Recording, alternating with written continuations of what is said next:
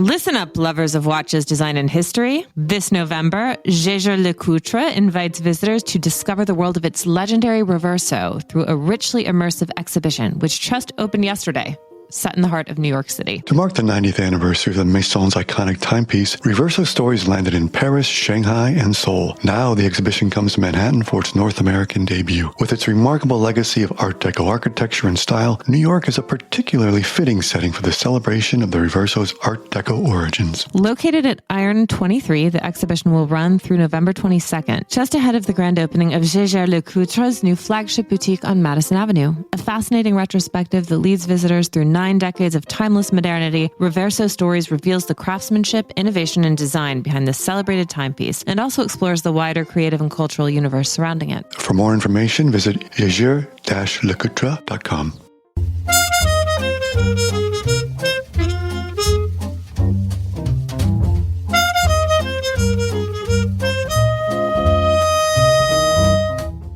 Happy Saturday. It's November 4th, 2023, and you are listening to Morning Meeting. I'm Ashley Baker in London. And I'm Michael Haney in New York City. And we are two of your editors here at Airmail whose hearts and minds are firmly in the Middle East. We've got a lot to talk about today on that front, and some really thoughtful and provocative voices who are going to help illuminate us on not only the situation, but how Americans are interpreting it. It's a terrific show, very thoughtful. And first, we've got Gen Zers and millennial progressives have grown up agreeing on where they stand on everything, socially and politically. But now, with the fighting in Israel and Gaza, they find themselves bitterly divided, and Kat Rosenfield will join us to talk about how the conflict has become the first wedge issue for those under 40. Then, Mickey Rapkin has a report on how a slew of filmmakers, himself included, from Steve McQueen to Jonathan Glazer, are trying to figure out how, in the midst of this devastating conflict, they should talk about their forthcoming Holocaust projects. And finally, Linda Wells will be here. Linda, as you know, is the editor of Airmail Look, our health and beauty vertical, which just published a new issue this week. And Linda will tell us everything we need to know about looking great this fall, beginning with our hands. And if you're getting ready, like I am, for the new season of The Crown, Linda will reveal the inside story on the man who Princess Diana trusted above so many others. Who is he? You'll want to find out. Ashley, where would you like to begin today? We are going to get to the heart of the matter, the war in the Middle East, and Kat Rosenfield is here to tell us all about how Gen Z is interpreting the goings-on. Kat's the author of several books, including No One Will Miss Her, and a frequent contributor to Airmail. We're very happy to have her, and welcome, Kat. Thanks for having me. Kat, your story was so provocative and thoughtful in so many ways. One of the lines that stuck with me most is when you write that Americans under 25 have only ever known Israel as the seat for Netanyahu's increasingly far-right regime. I think I underestimated the understanding gap between Gen Z and older generations of Americans in terms of their experience with Israel. How can you make sense of this for us? I mean, I don't think it's just about their experience of Israel. Obviously, they have only known an Israel that's run by a far-right figure, which you have to consider that also against the context of what kind of government, if we're talking about American young people, they've known here at home. Like for them, the Donald Trump administration is their probably first and most formative experience with a right-wing government. And it's interesting because we call it an understanding gap, but it's also like a perspective thing. They don't know what they don't know. Their experience of the world is what it is. And it's obviously limited by the fact that they haven't been around as long as somebody who's lived through the peace talks between Obama and Israel and Palestine, or who was alive even longer than that, who really understands the history of that region and how volatile it's been through the context of having kind of like seen it happening, like seen it unfold in real time. For them, they've just had this one very narrow understanding of it that makes it very, very easy to demonize Israel and to see it as the bad guy, because this is the other piece of things. Amongst people, particularly under 25, there's this very particular framework for understanding virtually everything. It's this decolonization narrative that casts Israel as an aggressor and an oppressor. They're like the Goliath up against their neighbor who is poorer and browner and has fewer resources and has been put upon their neighbor David, it just seems very unfair through that lens. Kat, what I'm struck by is, as you note in your story this week, that this conflict has become really the first major, as you say, wedge issue among millennials and Gen Z progressives. And it's causing rifts in institutions, social groups, even individual households. And it's made it a very complex thing for people to navigate. So why is it causing this rift between the generations? Well, I think it's partly the thing that we just discussed, that people under 25 just have grown up in a different world than people who are older. I mean, one of the things that struck me in talking to people for this piece was how surprised so many of them were to discover that it was a wedge issue. I spoke to this artist, Patrick Smith, who I think had really felt up until now that anti-Semitism was a problem exclusively on the right, and was just jolted and horrified when he discovered how deep-seated some of this hatred is on the left, not just towards Israel specifically, but towards Jews at large. There's this sense of people having indulged in these sort of conspiracy theories or these stereotypes that Jews are an oppressor, that they've sort of pulled a Darvo. They were victimized, but now they're doing the same thing to others that was done to them. And because they're in a position of such kind of discrete power and control that they're able to do that. So I think the shock of discovering how many people actually do believe in some version of this fairly noxious stereotype has been really an eye-opener for a lot of people. You interviewed a lot of people in your story, Kat, who didn't want to go on the record using their names. Can you explain a little bit about the thinking behind that? I think that's just a function of the culture that we're living in right now. You can call it cancel culture or whatever you want to call it. We are in a moment where it's seen as very hazardous to stick your neck out, to say what you think, and to attach your name and identity to it. I fully understand why many people did not want to attach their names to their comments because, like, for better or for worse, right now the norm is if you see somebody saying something that you find offensive or provocative, there's a certain contingent of people on both sides who their first impulse and their first action is to go and figure out where that person works and try to get them fired from their job. Doesn't sound especially productive for creating a thoughtful and meaningful discourse around a tricky topic. But anyway, can you talk a little bit about TikTok, Kat, and about how TikTok is being used as sort of a search engine to get information on politics? And what do you make of all of that? Yeah, speaking of a lack of thoughtful discourse, this was, I think, one of the most interesting revelations that I uncovered in reporting this piece is how the discourse functions on TikTok and what purpose it actually serves. So Gen Z is obviously on TikTok a lot. What is interesting about them is that they don't just use it as a place to post their own ideas.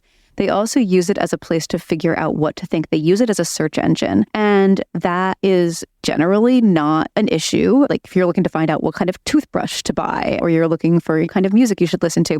If you're trying to use it as a lens for understanding geopolitics, especially an issue as complex as this one, it does not lead itself or lend itself to a great deal of deep understanding. Instead, there's this very sort of surface level kind of point scoring dynamic that emerges. And one of the people that I spoke to for this piece, Lee Stein, who's an author and a sort of an expert on TikTok, she explained to me that TikTok is basically, it's a distillation of this dynamic that kind of rules across the internet.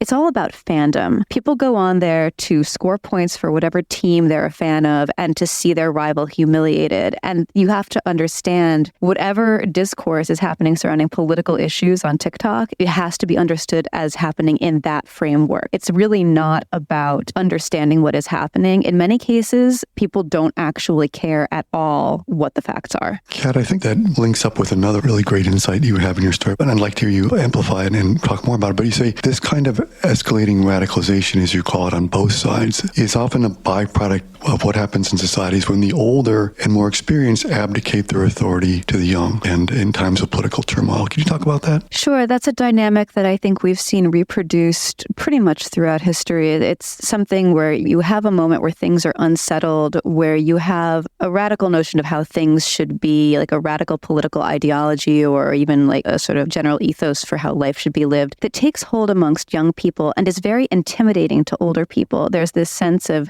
they've figured something out that we should have known that we don't know. And I've seen this playing out amongst, I would say, Gen Xers and even elder millennials within the past few years in the culture space where I do most of my writing. There was suddenly this thing, I want to say, like, especially around the Me Too movement, you would see people posting these articles, writers in their 30s and 40s posting these articles saying, like, I spoke to a bunch of 15-year-old high school students about consent, and they have so much to teach us. The 15-year-olds have so much to teach us about sex and consent. And it was like, this is facially incredibly ludicrous to the point of being actually funny. You have a bunch of people who've never experienced this thing, but who are nevertheless being looked to as authorities on it because they think about it in a very black and white, simplistic way. But when you reproduce that dynamic kind of at a population level and you make it the way that you understand so many issues, it makes it very hard to break this sort of cycle of radicalization. Everybody gets very entrenched in thinking about things like a teenager, which is to say in this very Manichaean, black and white, good and evil, and in this case, oppressor, oppressed kind of way. And then there's increasingly no room for nuance, no room for understanding. If somebody tries to inject subtlety into one of these conversations, the result is one of these, well, which side are you on? You're either with us or against us ultimatums that really shuts down any kind of meaningful debate. Yeah, as I think that point regarding TikTok, it's either fandom or anti-fandom. And on this point, it's also, as you say, the adults, they're actually afraid of youth and they want to be on the side of youth. And so again, that abdication of responsibilities there. Mm-hmm. Yeah, it's like, don't cancel me, please. I'll say whatever you think. But in doing that, I think it certainly makes the discourse, I don't necessarily want to say stupider, but that's kind of it. It just makes it very shallow. And it does not lead to, I think, either like meaningful solutions or even meaningful understanding of the issues. Kat, thanks for a great story. This was really illuminating on very many levels and really thoughtful. And thank you for putting yourself out there and saying it. Of course. Thanks for having me. Fascinating stuff, isn't it, Michael? Yeah, fascinating and eye-opening as well. And it sort of dovetails with our next guest, Mickey Rapkin, who is a writer and also has a new movie out that he directed. Gets to the heart of how you reach generation under 35 about the Holocaust. He's done a film called The Anne Frank Gift Shop, which he will tell us all about. But it looks at how you reach this generation, some of whom have no idea that certain moments in history actually existed and actually happened. Mickey Rapkin is a marvelous writer. He was a magazine writer at GQ for many years. He was also the author of the memoir Pitch Perfect, which went on to become the television series. His new film is called The Anne Frank Gift Shop, and it's all about telling an important story of the Holocaust to an audience that might not be as familiar with it as perhaps they should be. We're very happy to have Mickey here with us. Welcome, Mickey.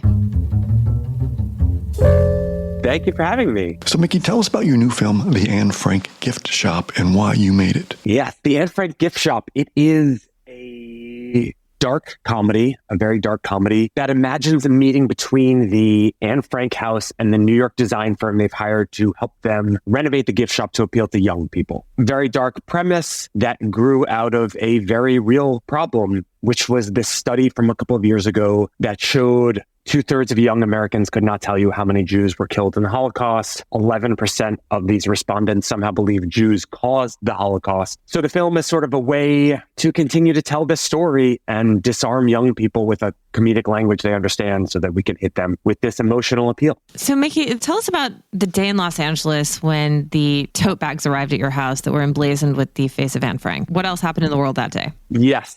Very dark moment in time. And here's another dark comedic story. Yeah, the sort of on October 7th, the day that war broke out, that Hamas launched this sort of terrible attack, killing Jewish people, a box arrived at my house of 70 canvas tote bags with Anne Frank's face on them. This was not a hate crime. I had actually ordered these Anne Frank tote bags to be gift bags at an event I was doing in a few weeks for my film in Los Angeles. It was just a sort of very dark, sad moment. Obviously, nothing about me and the tote bag, nothing, but just a sort of dark moment to open this box of and be reminded of these horrors while fresh horrors were unfolding. This experience piqued one of the primary questions of your story, which is, as you say, there's no wrong way to talk about the Holocaust, but is there a wrong time? Where have you landed on that? Yeah, I think there's certainly not a wrong time. As one of the characters in the film says, we have to keep telling this story again and again and again, every which way we can, or it will happen again. Schindler's List was 30 years ago, the Spielberg masterpiece about the Holocaust, and that film really shocked people with images. And I think now we're at a time where young people are entirely desensitized to images. The scientists called empathy fatigue. These kids have access to horrors in their pockets on their phones 24 hours a day. So in a way, the film,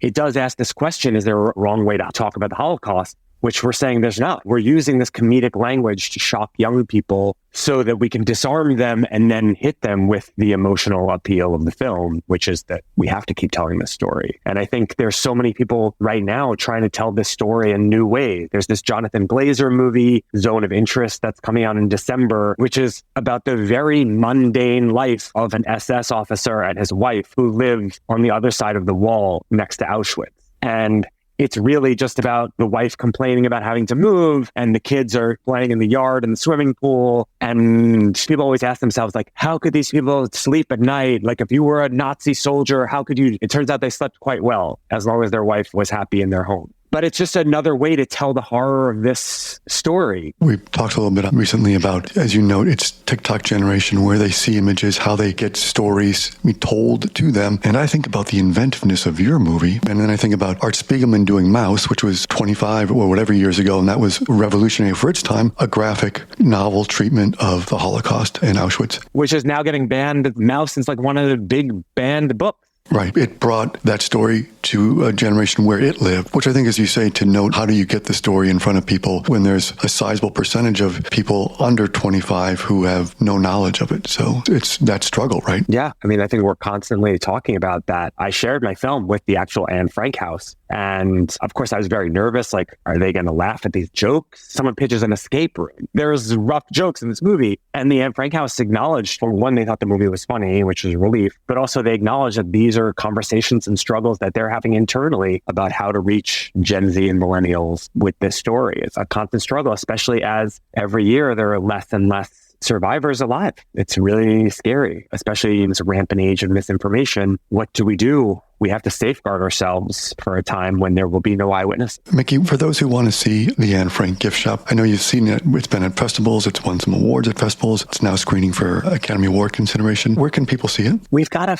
handful of events coming up in November at the Weitzman Center in Philadelphia. There's a big talk next week at the Holocaust Museum in Toronto, but hopefully it'll be streaming more widely very soon, because we feel in this moment now more than ever that this story needs to be out there and needs to be told, and we want to get it in front of as many eyeballs as we can. Well, Mickey, thank you so much for this great story and for telling us all about the process of promoting this film and how fraught and complex it can be. But most of all, thank you for this great film. I've seen it. It's wonderful. I hope everyone else enjoys it as well. Thank you so much. Thank you. Thank you so much for having me on. I really appreciate it. Since 1833, Jaeger-LeCoultre has expressed its inventive spirit through the creation of many world firsts, including the legendary patented swiveling case of the Reverso watch. This timeless expression of Art Deco style was born in 1931 on the polo fields of India, with the idea of a case that could be flipped over to protect the watch while playing the sport of kings. With its revolutionary design and immaculate craftsmanship, the Reverso was immediately embraced by trendsetters from all walks of life, quickly transcending its original purpose and, over the decades, becoming widely recognized as an icon of 20th century design. At a new exhibition, Reverso Stories, the story of Reverso is told in 4 chapters. The story of an icon, style and design, innovation, and craftsmanship work together to reveal how the Reverso has become a canvas for artistic expression and personalized messages. And don't forget to stop by the 1931 Cafe and enjoy delicacies designed by award-winning French pastry chef Nina Mateer. The Reverso Stories exhibition is open through November 22nd at Iron 23, located at 29 West 23rd Street in New York. Entry is open to the public and free of charge.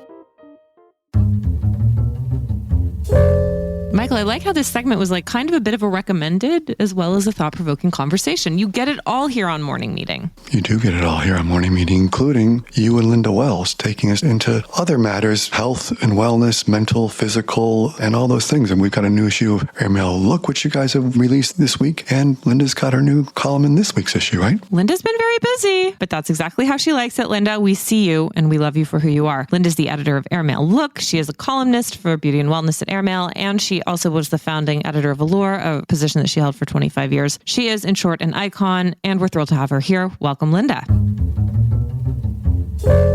I'm so happy to be here, Ashley and Michael. Okay, Linda, we have to start with your Look From Here column this month about the most revealing marker of age. Yes, the hands. We overwork them with the typing and the texting and the sun exposure, but they are some sort of a truth teller. Yes, they are like rings on a tree, I'm sorry to say. And I never look at mine unless I happen to, and then I kind of want to scream because it's not a good thing. But now everyone's turning their attention to them, and dermatologists are realizing that you can do injections in the hands, and there are actually 2 injectable fillers that are approved by the FDA for the hands, and they make the hands look kind of plump. And one Dr. Ellen Marmer told me about how she injects the fingers. So little tiny injections along the length of the finger so that they look less kind of like Nosferatu. Right?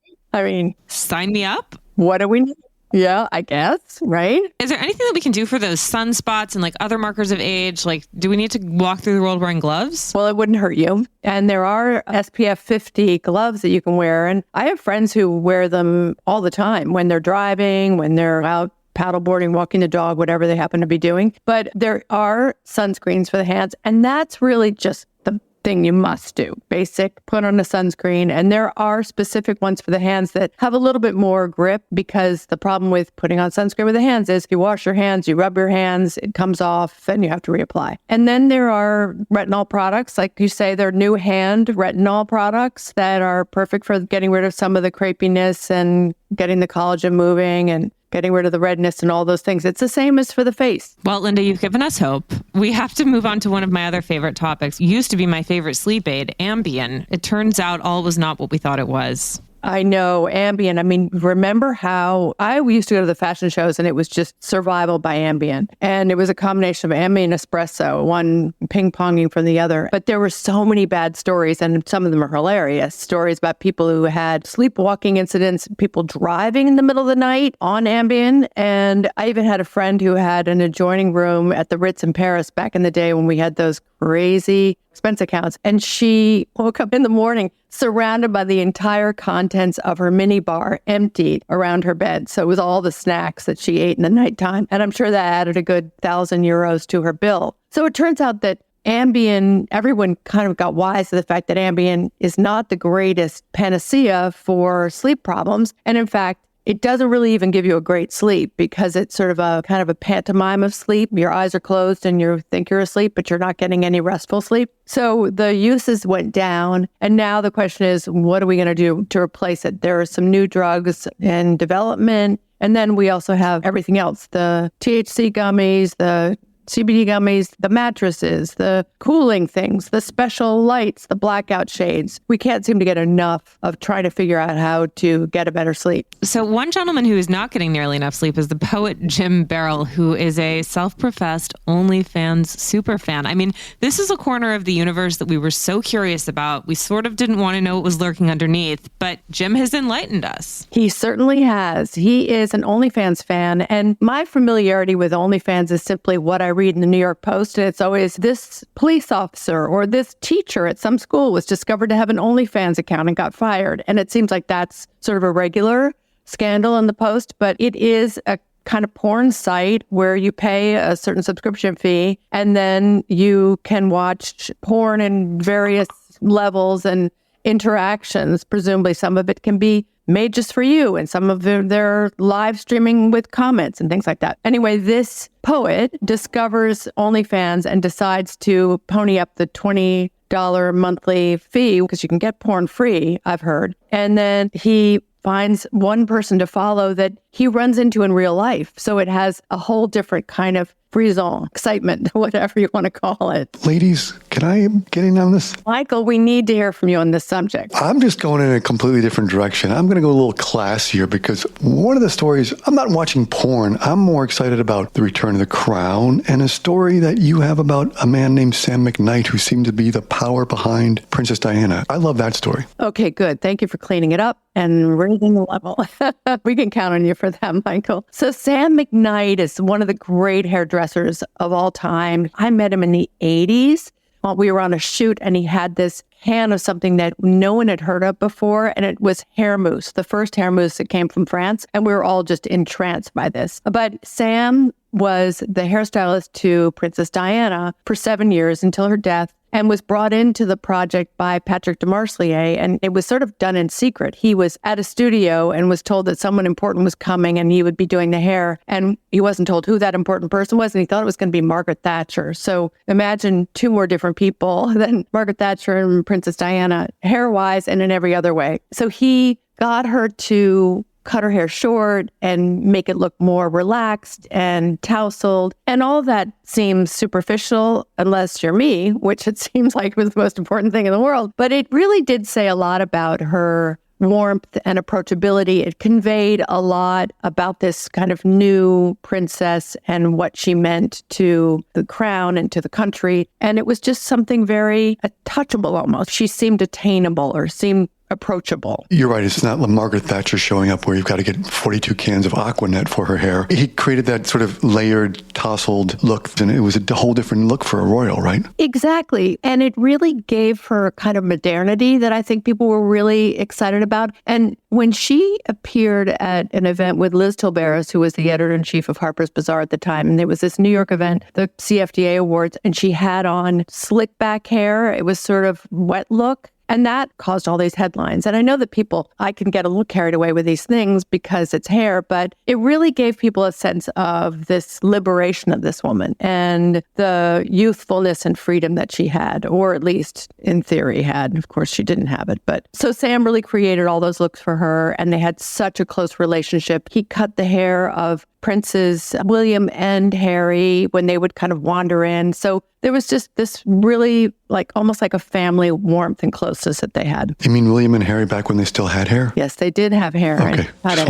For those just tuning in, I just want to remind them. And you know what else I loved about Sam? He worked with Lady Gaga for a year. And remember the meat dress that she had? Well, he was responsible for putting the stake on her head, pinning that stake in. Oh my God.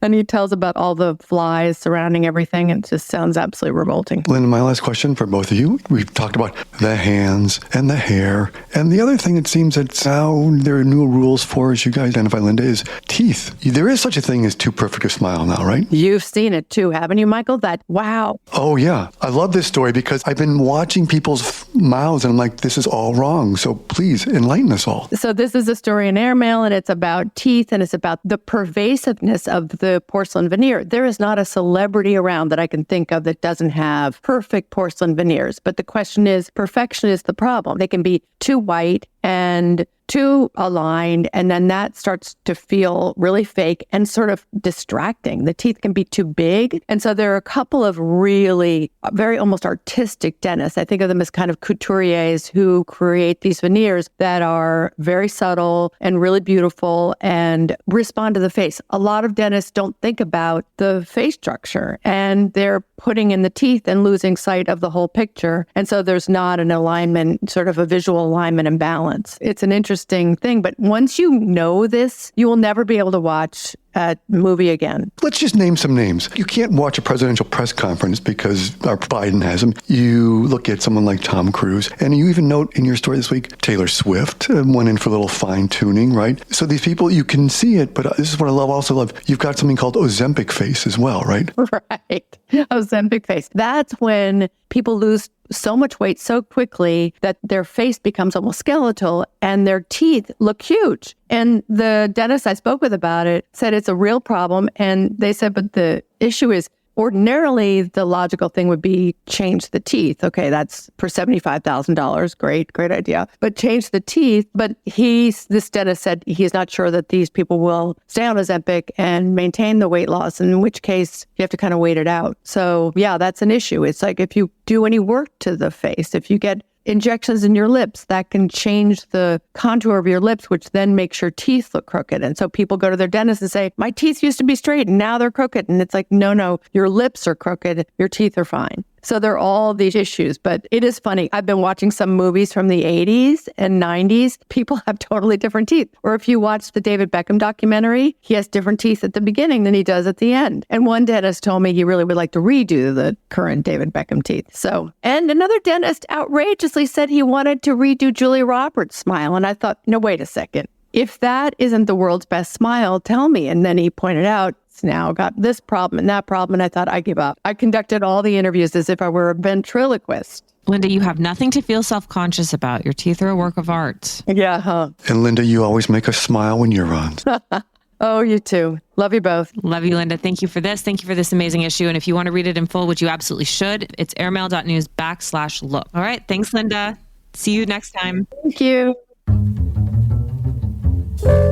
Okay, Michael, come on. It's the weekend. I need a distraction from reality. What do you have to recommend? Did you read the book All the Light We Cannot See by Anthony Doerr? I did, and I heard that the film adaptation was really good. Tell me. Or is it a TV series? It's a limited series on Netflix. For those of you who did not read it, it came out a few years ago. Big bestseller, won the Pulitzer, and it's a sweeping story set during World War II. Revolves around a blind French girl who takes refuge in her uncle's house in Saint-Malo after the Nazis take Paris. And she transmits these radio broadcasts, and a young German soldier is tasked with finding her as the Allies are battling to take the town. And as you note, Ashley, it's now been made into a limited series starring Mark Ruffalo and a young woman named Maria Loberti. I've watched the first episode, and it's lush, powerful, intense, and moving. I'm going to tune in for more. I'm a guy who doesn't binge. I take things one at a time. And it's called All the Light We Cannot See, and it is streaming on Netflix now. And you, my dear, what do you have for us? Well, I read a really unexpected but great book this weekend. Casey Schwartz had reviewed it in the New York Times Book Review, and it piqued my interest. It's called Brutalities, and the author is Margot Steins. And this is her first book. She's had quite a varied career. She started off in her 20s as a sex worker. She was a dominatrix working in a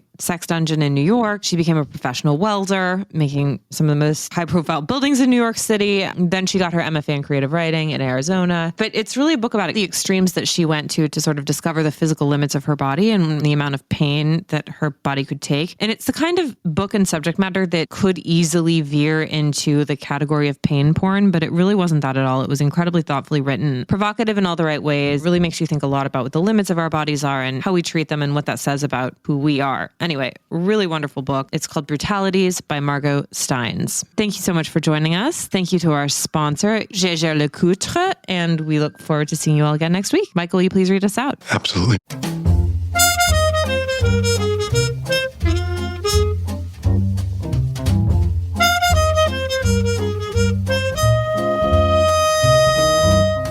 Morning Meeting is produced by Airplay Productions and edited by Jesse Cannon. Our co-editors are Graydon Carter and Alice Stanley. Our chief operating officer is Bill Keenan, and our deputy editors are Ashley Baker, Chris Garrett, Nathan King, and Julie Vitale, and Ash Carter. Our CMO is Emily Davis, and our music supervisor is Randall Poster. Our theme music is The Cute Monster by the Buddy Collette Quintet. A new edition of Airmail is published every Saturday, so please subscribe. Enjoy all of our stories on airmail.news, which we update every day. You can also find us on Twitter and Instagram at Airmail Weekly. We will be back here next Saturday with another edition of Morning Meeting. In the meantime, be sure to subscribe at Spotify or Apple Music, but most of all, thank you again for joining us.